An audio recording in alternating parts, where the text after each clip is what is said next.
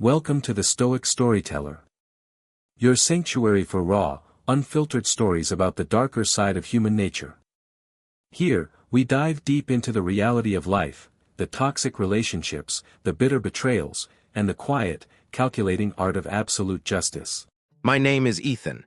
For 25 years I lived in the slums of Chicago, working 2 jobs just to afford a single hot meal a day. I was an orphan, or so I thought. 6 months ago, a fleet of black luxury cars pulled up to my broken apartment. An old lawyer stepped out, holding a DNA report. It turned out, I was the only biological son of the Vance family, the owners of Vance Global, a multi-billion-dollar steel and logistics empire. I was accidentally swapped at birth with another baby due to a hospital fire. I thought my misery was over. I thought I was finally going home to a family that would love me. I was dead wrong. When I arrived at the Grand Vance mansion, my biological mother, Helen Vance, did not hug me. She looked at my faded clothes with pure disgust. "Do not touch the leather sofa, Ethan. You smell like the streets," Helen Vance said, covering her nose with a silk handkerchief. Sitting on that sofa was Tyler Vance, the fake son.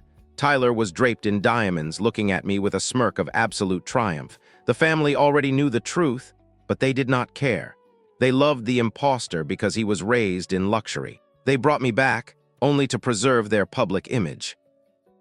The Vance family treated me like a ghost. Tyler Vance retained the title of executive vice president of the corporation. He kept his luxury penthouse and his fleet of sports cars. And me, they gave me a tiny room in the attic, right above the servants' quarters. My biological father, Charles Vance, called me into his office on my 3rd day. He did not ask about my life. He did not ask how I survived the slums. "We cannot let the media know our real son is a street rat, Ethan," Charles Vance said, tossing a basic employee badge across the desk. "You will work as a low-level warehouse clerk in our shipping yard. Do not tell anyone your last name. Do not embarrass us." I looked at the badge. I looked at the man who shared my blood. "I understand, sir," I said softly. Tyler Vance walked into the office, intentionally stepping on my worn-out shoes. "Hey, street rat, make sure you double-check the shipping containers tomorrow. If you mess up, I will personally fire you." Tyler Vance laughed, slapping his father on the shoulder. Charles Vance just smiled. They thought they had successfully locked me in the dark. They had no idea who they were dealing with. They thought I was an uneducated loser from the slums. What they did not know was that I was a mathematical prodigy. During my long nights in that broken apartment, I had built a shadow identity online. In the world of decentralized finance and high-risk algorithmic trading, I was known as the architect. I owned Apex Shadow Fund, a secret digital investment firm. While working my grueling 12-hour shifts at the Vance warehouse, moving heavy iron boxes in the freezing rain, my personal algorithm was siphoning millions of dollars from the global market into my secure offshore accounts. My current net worth was $400 million. I did not need their family money. I came to that mansion because I genuinely wanted a family. I wanted a mother's hug. I wanted a father's pride. But they gave me dirt. They gave me humiliation. One evening, I walked past the grand dining room. The family was celebrating Tyler's birthday. Helen Vance was gifting him a $5 million yacht. "Mom, I am so glad I am your son, not that disgusting creature in the attic," Tyler Vance said, raising his glass. Helen Vance caressed Tyler's cheek. "You will always be my only true son, Tyler. Blood means nothing without class. That boy is just a mistake we have to hide." I stood in the dark hallway listening to their laughter. My chest felt cold. The last shard of my longing for a family died right there. "A mistake," I whispered to myself, turning back toward the dark attic. "Let us see who begs for mercy when the empire falls." Tyler Vance was a narcissist, and narcissists are incredibly easy to manipulate. He wanted to prove to the board of directors that he was a business genius, so he decided to launch a massive, hyper-aggressive expansion into the European shipping market. He needed $1 billion in immediate liquid capital, but Vance Global did not have that kind of cash. Their traditional banks refused to lend them the money because the market was too volatile. This was my cue. Using a trusted legal proxy in London, I created a mysterious, elite private equity firm called Kronos Institutional. We approached Tyler Vance with a golden offer. A $1 billion loan with seemingly low interest rates. But hidden deep within the 300-page contract was a lethal clause. If Vance Global missed a single quarterly payment, Kronos Institutional had the legal right to instantly seize 100% of the company's corporate shares and liquidate all family assets, including the Vance mansion. Tyler Vance was too lazy to read the fine print.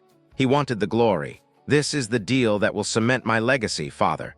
We do not need to wait for the board's approval." Tyler Vance shouted in the boardroom, waving the pen. Charles Vance, blinded by his pride in the fake son, nodded. "Sign it, Tyler. Show the world what a real Vance can do." They signed the contract. They swallowed the hook.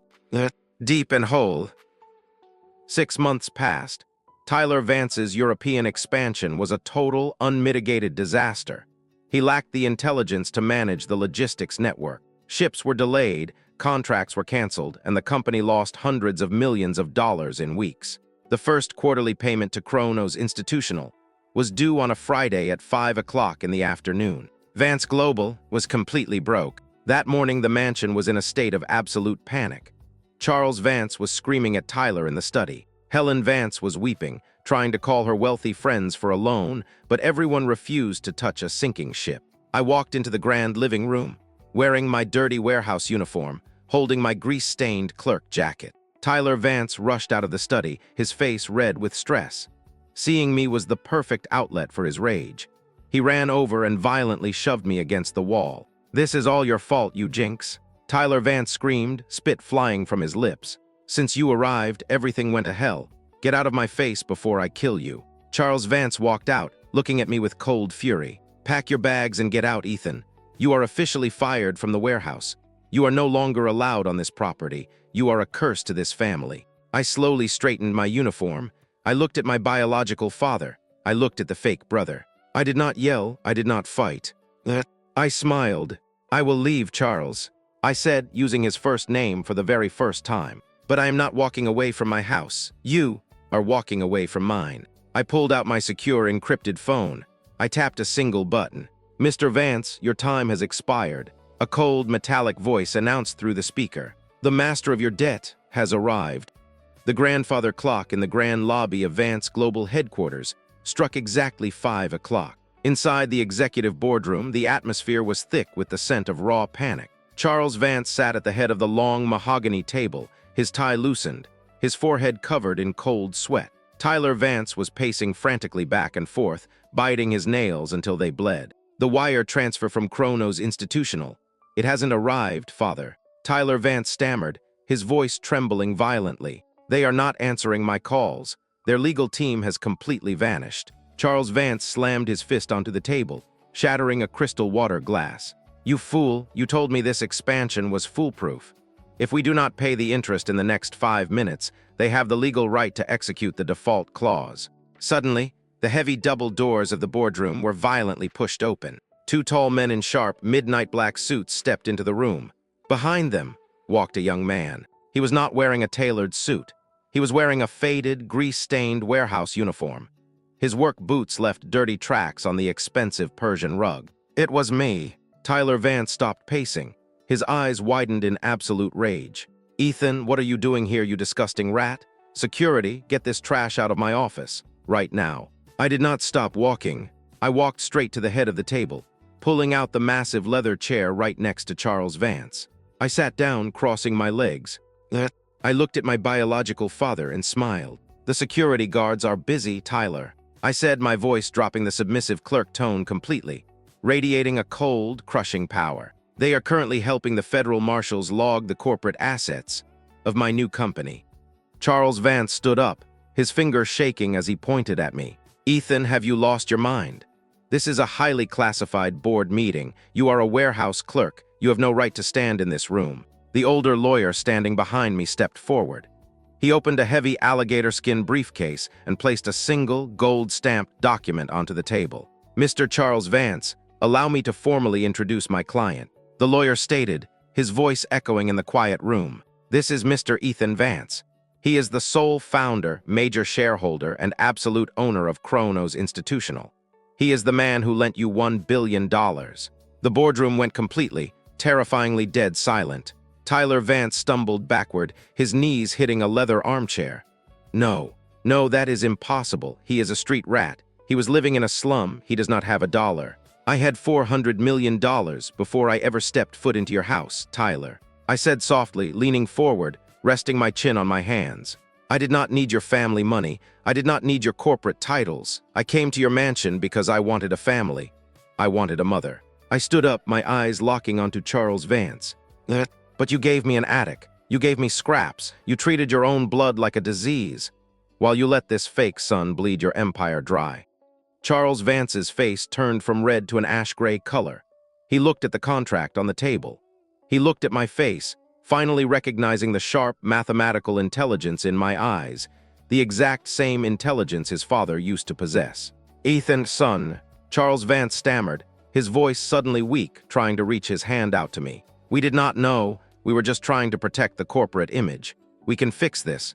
You are a Vance. This company belongs to you anyway. Let us work together to save it." I let out a cold, mocking laugh that cut through the room like a razor blade. "Do not call me your son, Charles. The time for family is dead," I said, tapping the glass table with my finger. At exactly 5 o'clock, Vance Global defaulted on its quarterly payment, under Section 9 of the Chronos contract. Your 80% controlling shares are officially forfeited to me. I turned to my legal team. "Mr. Davis, please read the executive orders." The lawyer cleared his throat. Effective immediately, Charles Vance is stripped of his title as Chairman and Chief Executive Officer. Tyler Vance is terminated from his position as Executive Vice President for gross incompetence and corporate negligence. Tyler Vance fell to his knees, clutching his head, screaming hysterically. "You can't do this. This is my life. I am the prince of this empire." I walked over to Tyler, looking down at him as he groveled on the floor. "The throne was never yours, impostor." I whispered, "Security, escort these trespassers out of my building." The humiliation did not end in the boardroom. I wanted the world to see the true cost of their arrogance. 2 hours later, a convoy of black SUVs pulled up to the Grand Vance mansion. I stepped out of the lead car, accompanied by 4 federal marshals and a team of movers holding industrial boxes. My biological mother, Helen Vance, was standing in the grand foyer holding a glass of wine, completely unaware of the disaster. When she saw me walking in with the marshals, she sneered. "Ethan, why are these people carrying boxes into my house? Get these peasants out of my sight." Helen Vance shouted, "This is not your house anymore, Helen," I said calmly, walking past her toward the grand piano. Charles and Tyler walked in behind me, escorted by 2 marshals. They looked completely broken, their suits wrinkled, their eyes hollow. "Charles, what is happening?" Helen Vance screamed, running to her husband. Charles Vance could barely look at her. "He owns it all, Helen. Chronos Institutional. It is Ethan. He bought the debt, the company, the mansion. Everything is gone." Helen Vance froze. Her wine glass slipped from her hand, shattering on the white marble floor, splashing red wine across her expensive silk dress. She looked at me, her eyes filled with a sudden, terrifying realization. "Movers, you have 30 minutes to clear the personal items," the lead marshal announced. "Luxury items, jewelry, and art are seized under the corporate bankruptcy filing. Pack your clothes and leave." Helen Vance ran over to me, dropping to her knees on the stained marble, grabbing the hem of my dirty warehouse uniform. "Ethan, please, I am your mother." She sobbed, her expensive makeup running down her face. "I carried you for 9 months. I was wrong. I was blinded by Tyler's charm. You are my real boy. Please, do not throw your mother onto the streets." I looked down at the woman who had called me a mistake. I felt absolutely nothing. The love I once had for them had been completely incinerated by their own cruelty. I gently stepped back, pulling my uniform away from her hands. "Blood means nothing without class, Helen. Those were your words," I said softly, repeating the exact sentence she used on Tyler's birthday. "You told the world I was just a mistake you had to hide. Well, now you can go hide in the slums."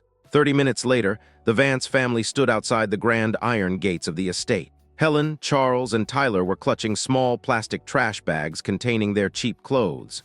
The heavy iron gates slammed shut, locking with a definitive metallic clang. The rain began to fall, soaking their thin clothes. They had no money, no cars, and no friends, because high society does not associate with bankrupt beggars. I walked up to the 3rd-floor attic.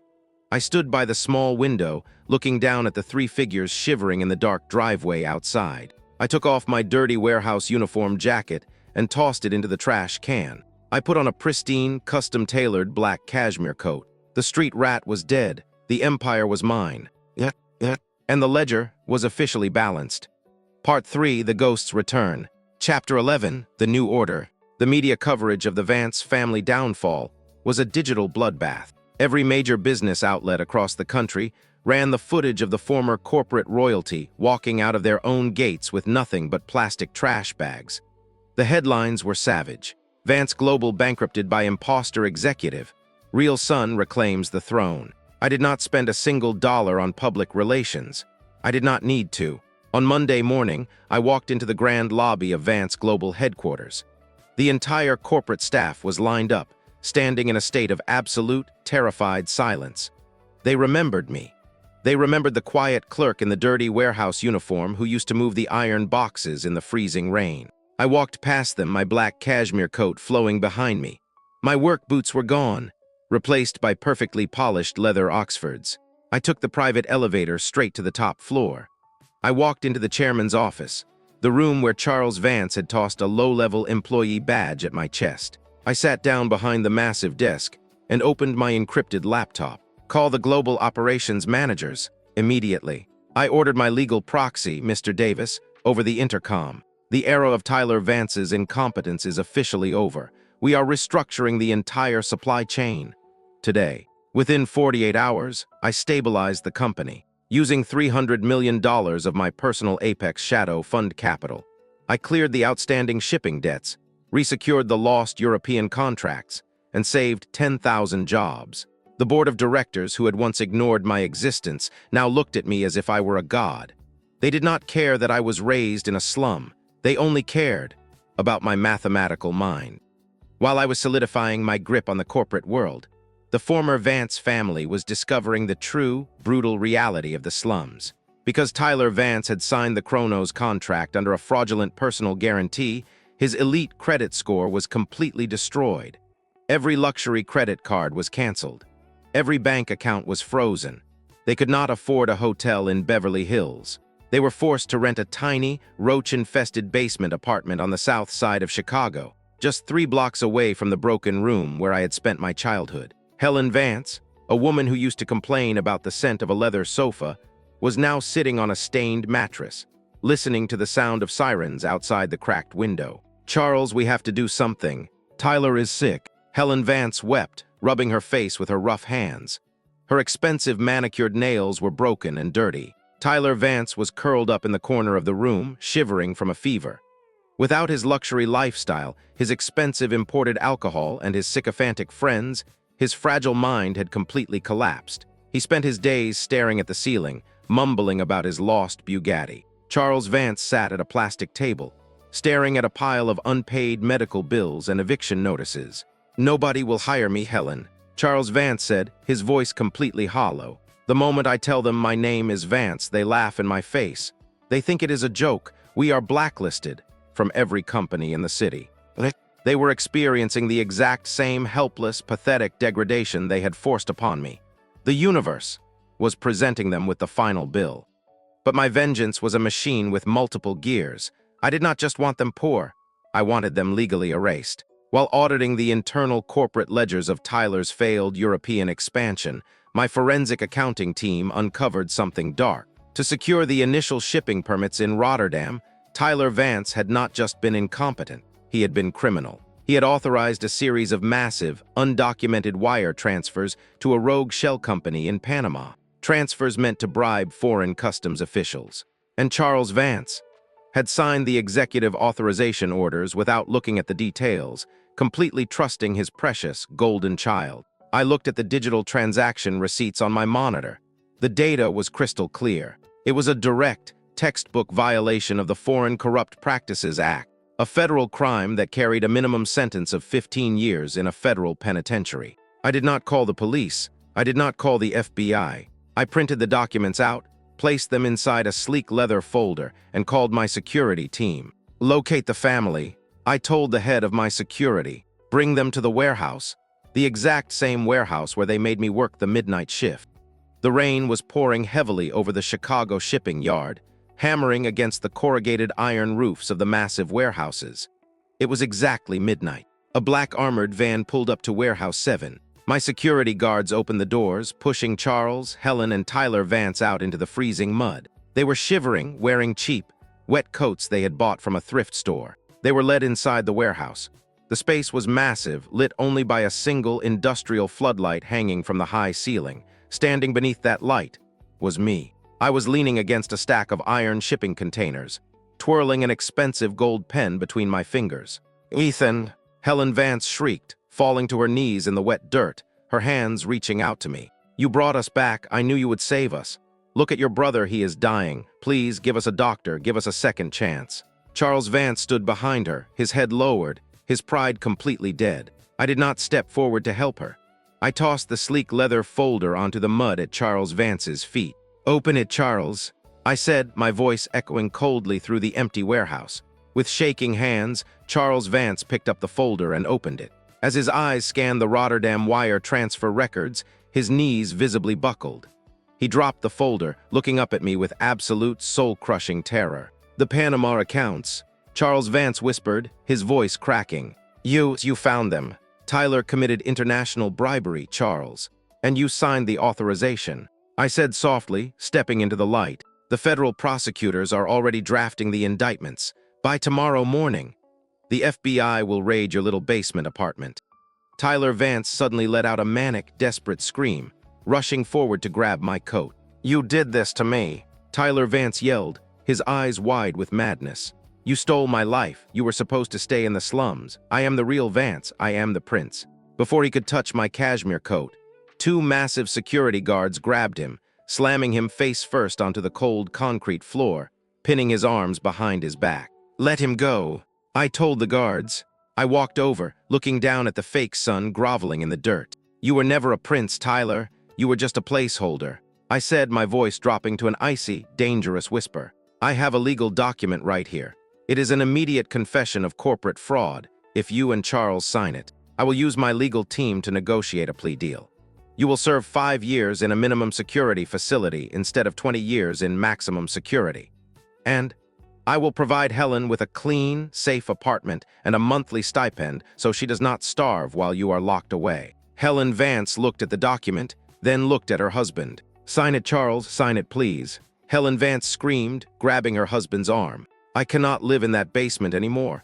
I cannot eat garbage, sign it." Charles Vance looked at his wife, the woman who had loved only luxury. He looked at Tyler, the son he had spoiled into a criminal. He finally realized the absolute, complete destruction of his lineage. He picked up the gold pen from my hand. With a trembling signature, he signed his life away. Tyler was forced to do the same, his tears smudging the ink on the white paper. I snatched the documents back, sliding them into my coat pocket. "The transaction is complete," I said, turning my back to them, walking toward the exit of the warehouse. "Ethan, wait," Helen Vance called out, her voice filled with a desperate, pathetic hope. Do you forgive us? Will you ever come visit your mother?" I stopped at the doorway. I looked out at the freezing rain falling over my billion-dollar shipping empire. "Forgiveness is a luxury, Helen," I said softly without turning around. "And you can no longer afford it." I stepped into my armored Maybach, closing the heavy door. The car rolled out of the shipping yard, leaving the 3 figures standing in the dark warehouse, completely erased, while the silent machine of my empire hummed perfectly into the future. The story was officially over. I was a prisoner